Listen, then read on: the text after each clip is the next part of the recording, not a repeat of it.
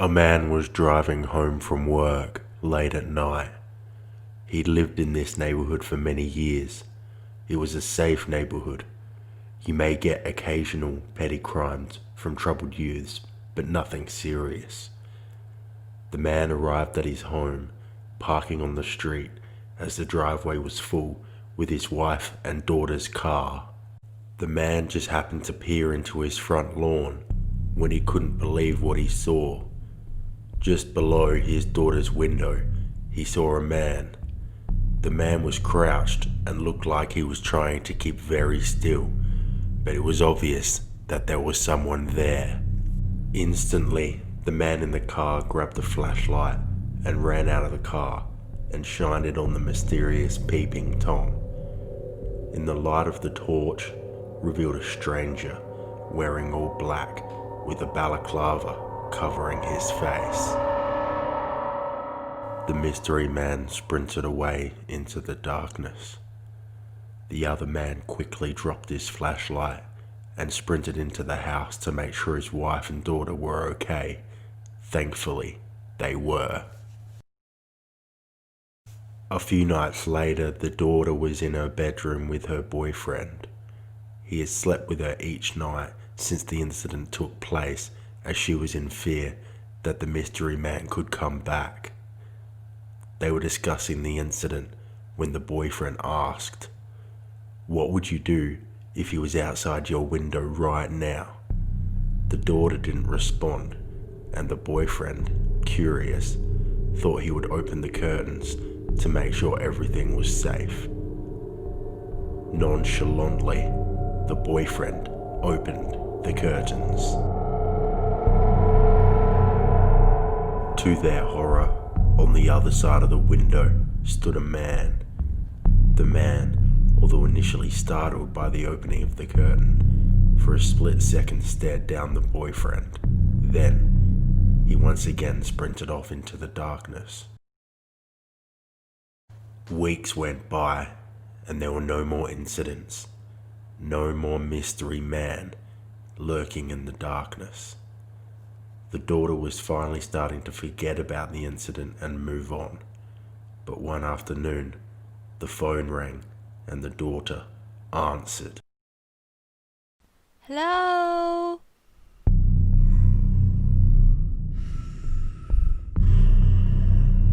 Hello?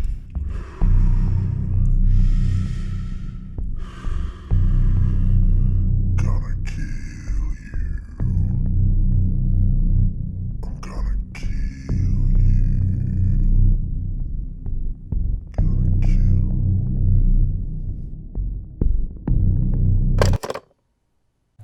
The woman knew this had to be the man lurking outside her bedroom window.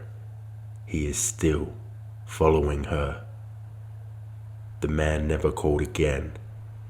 They all felt that maybe he was only visiting their town or had moved, because many, many years went by and he was never heard from again. But for the family, the daughter in particular, life was never the same again. She never truly recovered with the thought of an unidentified, deranged madman who may come back at any time.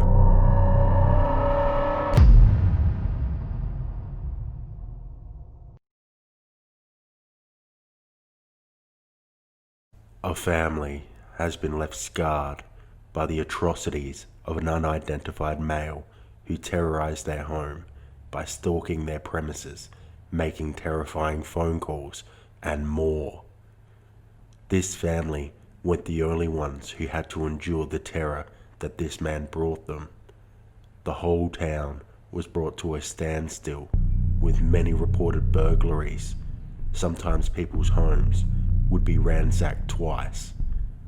Yet nobody knew who this man was. Soon after this, the man's crimes escalated to unspeakable atrocities. Then, out of nowhere, everything stopped. No more ransackings, no more sightings, and no more phone calls. People didn't know it at the time, but an incident took place which led to the reason why the man disappeared from the previously quiet town. A man entered the town's local drugstore. Whilst the employees noticed the man, there was nothing overtly suspicious about him. He was well groomed, neatly dressed, and was just casually browsing the store. So it came as a complete shock when two of the store's employees watched as the grown man is seen taking some dog repellent and shoving it down his trousers. The two clerks immediately confront the man and explain to him they saw what he had done. The man smiled and denied the accusations. The employees asked the man to accompany them to the manager's office. The man instead decided to make a run for it, and the employees chased him, tackled him to the ground, and tied him to a chair, and then they called the authorities. The employees discovered that the man also was attempting to steal a hammer. The shoplifter, who seemed desperate to escape, then started doing something unexpected. He started panicking and breathing frantically, claiming that he was having a heart attack. The employees saw right through this and knew that this was a last-ditch effort from the man to try and get away. It did not work. The police arrived and he was arrested and taken away. The most shocking part of this incident was that it was later revealed that this man was a local police officer. He was subsequently fired and left town immediately after everything. But one thing always stuck with one of the employees. Why would a man, a police officer, commit a crime such as petty shoplifting? It was clear he could afford the item he was trying to steal. Why did he need dog repellent and a hammer? And why didn't he want anyone to know that he was purchasing these products? The real reason behind his actions would not come to light for many, many years.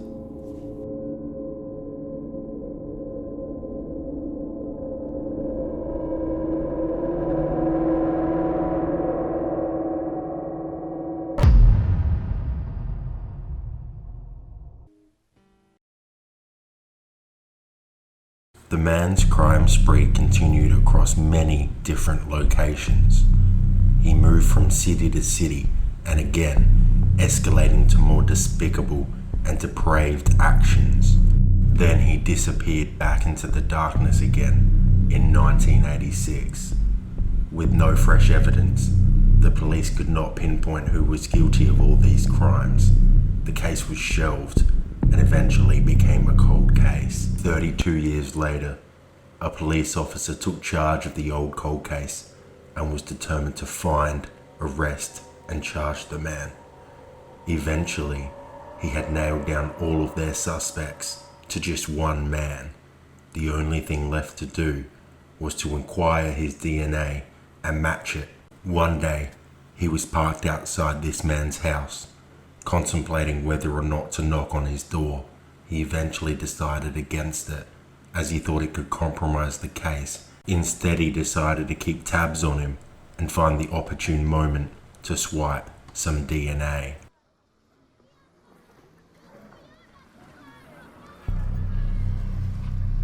A man was in his home, working on his model ship.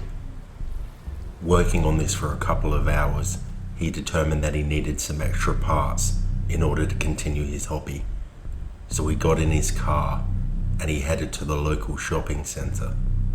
Unbeknownst to him, he was being followed. The man ensured he kept a safe distance so he did not arouse suspicion. The man parked his car and he headed inside. The man on his tail quickly jumped out of his car and swooped on his target's vehicle. He took DNA from the man's door handle and quickly disappeared. The man finished from getting the parts he needed for his model ship. He got in his car and he returned home. 6 days later, the results returned and confirmed all of the police officers' suspicions. It was a match. It was a match to a lot of different crimes, spanning over almost 10 years, and not captured until many, many years later. And so police enforcement headed to the guilty man's residence. He was arrested without any dramatic circumstances. It was over. The police had got their man. Interestingly, he was more worried about the roast he had in the oven than being arrested. The woman who had been stalked and received terrifying phone calls from the man was finally at peace. She had been left scarred, and her life had been forever changed from the events she had to endure. The former employees from the drugstore who detained a man for stealing a hammer and a dog repellent were later informed that the man that they had caught was the same man who had been reaping havoc on their town way back in 1975. But the criminal wasn't done. He had one more game plan to play with law enforcement. It is known that when he was in a difficult situation, he is known to feign injury or even fake a heart attack to gain sympathy or to help elude capture. It appeared he was trying this again when he was being sentenced in court. He appeared confused and frail, yet this was later confirmed as fake, as CCTV footage showed him in the prison, exercising and running around freely. His show in the courtroom was all an act. Despite evading capture for almost 40 years, the man was eventually undone by modern science and good old-fashioned police work. This animation is a dedication to all the victims that survived and unfortunately passed at the hands of this despicable and awful man. May you all rest in peace, or live in peace.